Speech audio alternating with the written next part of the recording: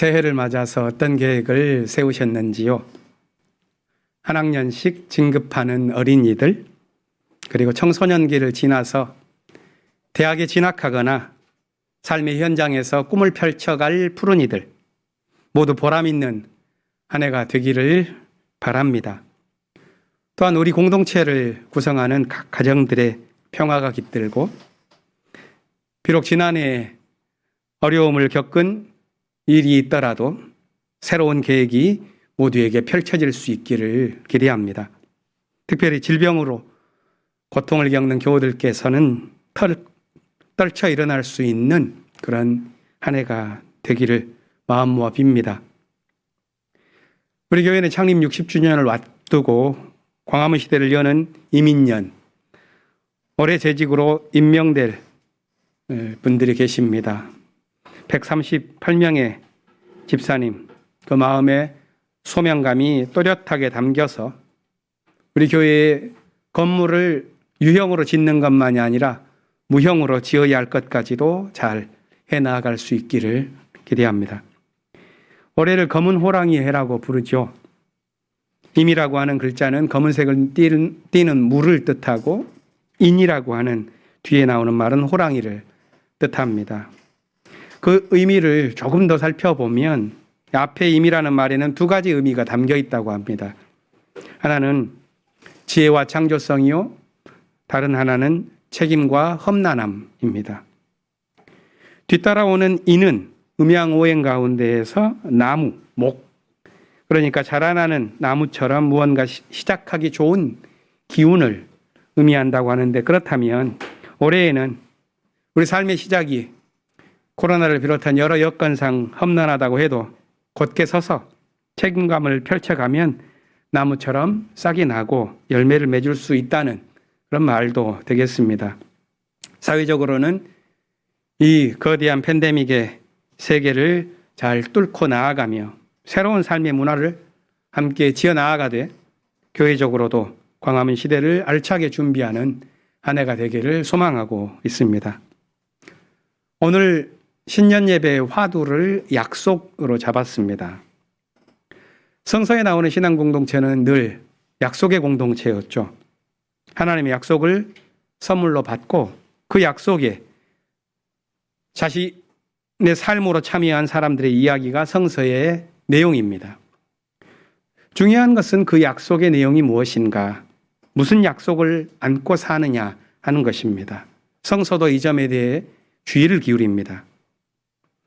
성서를 전체적으로 보면 커다란 변화가 있습니다. 그것은 신앙이 성숙해가면서 하나님의 약속에 대한 사람들의 이해도 변해간다는 것입니다. 처음에는 자기중심적인 소원 성취를 약속의 내용으로 삼다가 점차 그 중심축이 하나님으로 이동하면서 마침내는 하나님의 뜻을 이루기 위해 자신을 변화시키는 방향으로 전환합니다. 예를 들어서 신앙의 조상이라고 할 수 있는 아브라함과 야곱에게 주어진 하나님의 약속을 생각해 보십시오. 그것은 풍요와 번성에 관한 것이었습니다. 이 약속은 그 이후에 계속 흘러가다가 다윗과 솔로몬 시대에는 왕조 이데올로기로 표현되었습니다. 하지만 역사 속에서 그와 같은 승리주의적인 약속은 계속되지 않았고 나라가 패망하면서 사라졌습니다. 새로운 약속이 필요한 것입니다. 분열된 왕조가 대결과 갈등으로 피폐해 갈 때 솟아난 예언정신, 그리고 더 시간이 흘러서 민족 패망이라는 쓰디쓴 경험을 딛고 꼽힌 포로기의 신앙을 보면 하나님의 약속은 더는 풍요와 진리에 관한 것이 아닙니다. 사무엘의 어머니 한나에게 주어진 약속이나 예수의 어머니 마리아에게 주어진 약속은 풍요와 승리에 관한 것이 아니라 새로운 시대에 관한 약속입니다. 그들에게 주어진 이 새로운 시대의 약속은 아주 강력한 것이면서 또한 매우 취약한 것이었습니다. 그것은 볼 수 없고 잡을 수 없어서 허상처럼 여겨지기도 합니다. 하지만 만일 그 약속이 삶을 이끌 때는 이 세상의 모든 난관을 넘어서 진군하도록 만듭니다. 우리는 지금 새로운 약속이 필요한 시대를 살고 있습니다. 과거에 문명이 만들어낸 치명적인 결과를 우리는 이 코로나 사태와 기후위기로 절감하고 있습니다. 그것을 넘어서도록 이끄는 약속이 우리에겐 필요합니다. 옛세기에서 경험했었던 고난과 슬픔, 그것을 씻어낼 수 있는 희망을 품은 새로운 약속이어야 할 것입니다. 성서를 구성하는 종교적 세계관이 거대한 전환을 이룬 시기가 있는데 그게 기원전 6세기, 즉 포로기입니다. 이 시기를 이끈 세 명의 예언자가 있습니다. 예레미야, 에스겔, 제2 이사야입니다. 이들은 포로기 3총사로도 불리는데요. 이들이 전한 메시지는 풍요와 승리로서 무언가를 더 쌓으려고 하는 종교 사상은 해체해버리고 삶을 돌이켜서 변화를 이끄는 전환의 메시지, 그것이 그들의 말씀이었습니다. 오늘 제1성서 본문 예레미야 31장은 새로운 약속에 관한 장입니다. 31절을 보면 이렇게 시작합니다. 그때가 오면 내가 이스라엘 가문과 유다 가문에 새 언약을 세우겠다. 나 주의 말이다. 이것은 내가 그들의 조상의 손을 붙잡고 이집트 땅에서 데리고 나오던 때에 세운 언약과는 다른 것이다. 나는 나의 율법을 그들의 가슴 속에 넣어주며 그들의 마음판에 새겨 기록하여 나는 그들의 하나님이 되고 그들은 나의 백성이 될 것이다. 이것은 예레미야서에서 아주 중요한 부분인데요. 과거의 약속은 보이는 것이었습니다. 돌판에 기록하거나 할례를 한 몸에 표시되었습니다. 하지만 새로운 약속은 보이지 않습니다. 가슴에 담기고 마음판에 새겨질 뿐입니다. 따라서 새로운 약속은 남에게 입증하는 것이 아니라 간직한 사람만이 꿈꿀 수 있는 것입니다. 외부적인 효과나 증거로서는 그 약속을 설명할 수가 없습니다. 하나님의 자녀로서 살도록 안내하는 살아있는 지침일 때에만 감지될 수 있을 뿐입니다. 이 약속은 그것을 담을 수 있는 그릇이 있어야지 작동합니다. 하나님의 새로운 약속을 담을 수 있는 그릇은 역사와 과거에 대한 성찰입니다. 약탈과 경쟁, 갈등과 대립의 역사에 대한 성찰이 없이는 하나님의 약속을 결코 담을 수 없습니다.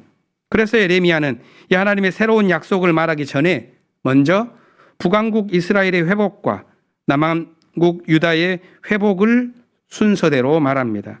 이것이 31장의 전체적인 구조입니다. 오늘 본문은 북이스라엘의 회복에 관한 신탁입니다.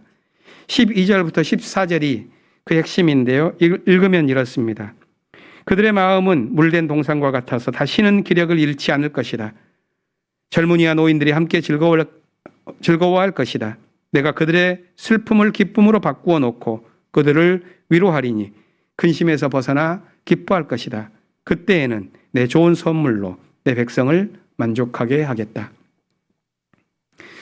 우리가 여기서 주목해야 할 점은 이 신탁이 전해진 역사적 배경입니다. 북이스라엘의 회복에 관한 이 신탁이 전해진 곳은 북이스라엘이 아니라 멸망해 가는 남유다입니다. 북이스라엘은 이미 약 150년 전에 패망해서 사라지고 없는 때입니다. 그런데 왜 북이스라엘의 회복에 관한 선포가 여기에서 나오는 것일까요? 위기에 빠진 남녘 땅에서 왜 북녘의 회복에 관한 비전이 먼저 제안되고 있는 것이냐 이 말입니다. 저는 이 본문을 두고 곰곰이 생각해 보았습니다. 왜 예레미야는 남녘 땅의 절망 속에서 먼저 북녘의 회복을 꿈꿨을까 하고 말입니다. 그것은 멸망한 이웃나라의 과거를 소환함으로써 지금 무너지고 있는 자기 세계의 수치를 가려보려는 의도는 결코 아닐 것입니다. 오히려 그 반대입니다. 그것은 지난날 북의 자매 형제들에게 저주했던 삶에 관한 성찰과 반성이요.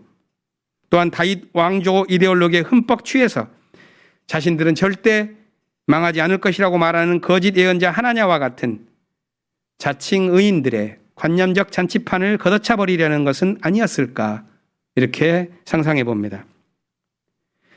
남녘의 예언자가 북녘의 구원을 먼저 꿈꾼 이유는 오랫동안 저고리 여긴 북녘에 대한 저주를 부끄럽게 여기는 마음이요.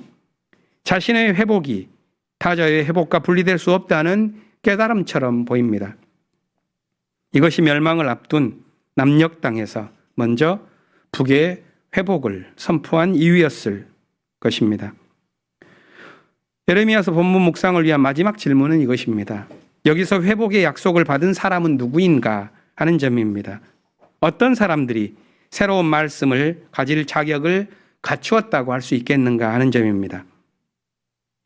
과거에 하나님의 약속을 가진 사람들은 율법을 준수하는 사람들이었습니다.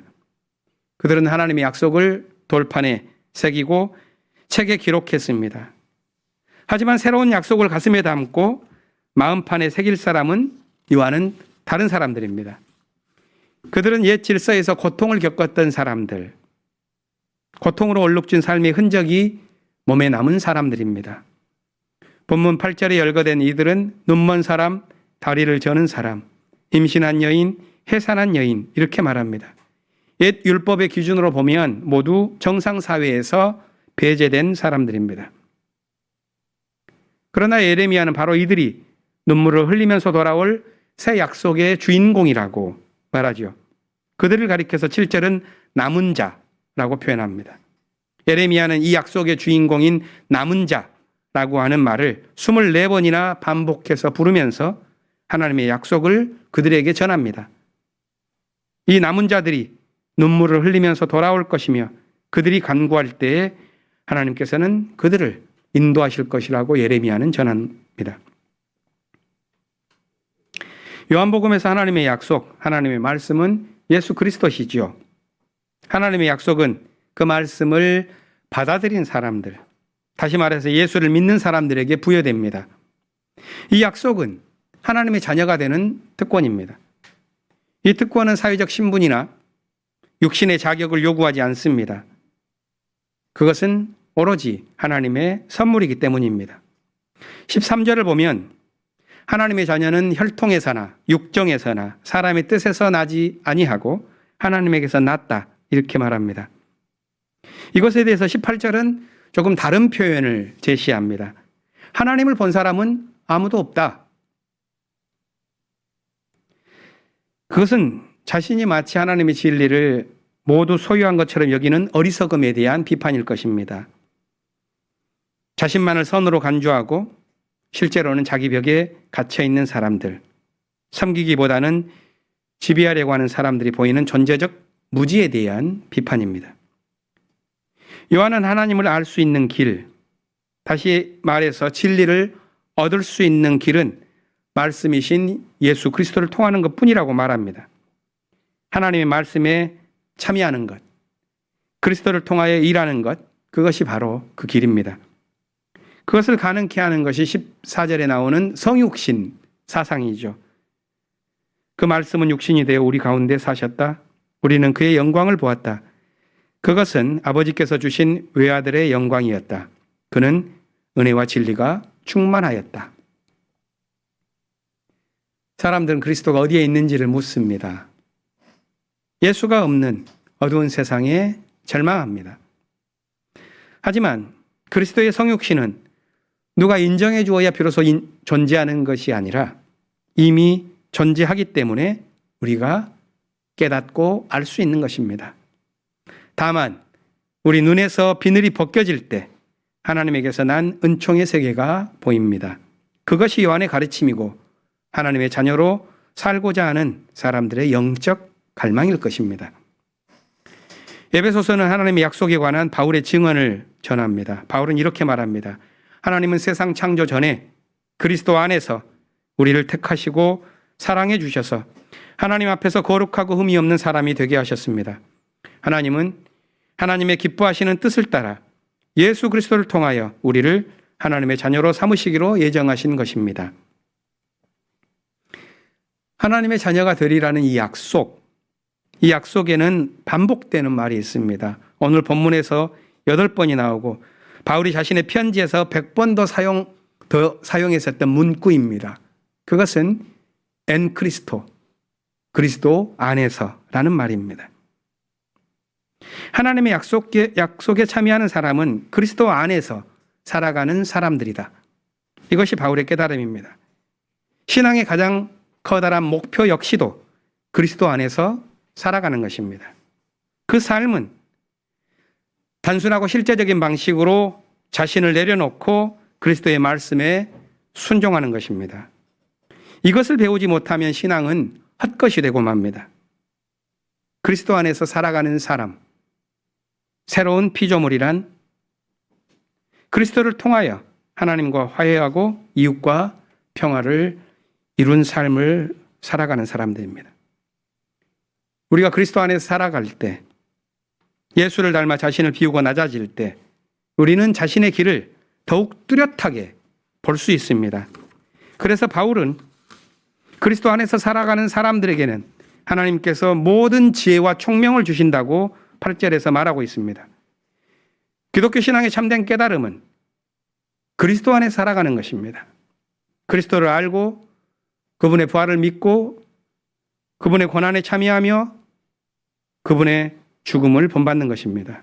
이것이 바울이 깨달은 기독교적인 각성이요, 예수로 인해서 얻은 도노의 생각입니다. 혼돈과 대결의 시대를 지나면서 바울이 지녔던 믿음의 꿈, 하나님이 원하시는 방식으로 하나님의 뜻을 이루는 삶, 그것은 종교인의 불가능한 욕망은 아닐 것입니다. 다만 우리가 구할 것은 성령입니다. 바울 역시 성령의 도움을 구하면서 말씀을 마칩니다. 여러분도 그리스도 안에서 진리의 말씀, 곧 여러분을 구원하는 복음을 듣고서 그리스도를 믿었으므로 약속하신 성령의 날인을 받았습니다. 이 성령은 하나님의 소유인 우리가 완전히 구원을 받을 때까지 우리의 상속의 담보이시며 우리로 하여금 하나님의 영광을 찬양하게 하십니다. 새해를 맞은 교우들 모두 다시 하나님의 약속 위에 서서 성령의 인도하심을 따라 올 한 해의 삶을 힘차게 헤쳐나아갈 수 있기를 빕니다. 우리가 온전한 구원에 이를 때까지 성령께서 우리 모두의 삶을 지켜주시기를 간구합니다. 잠시 침묵하겠습니다.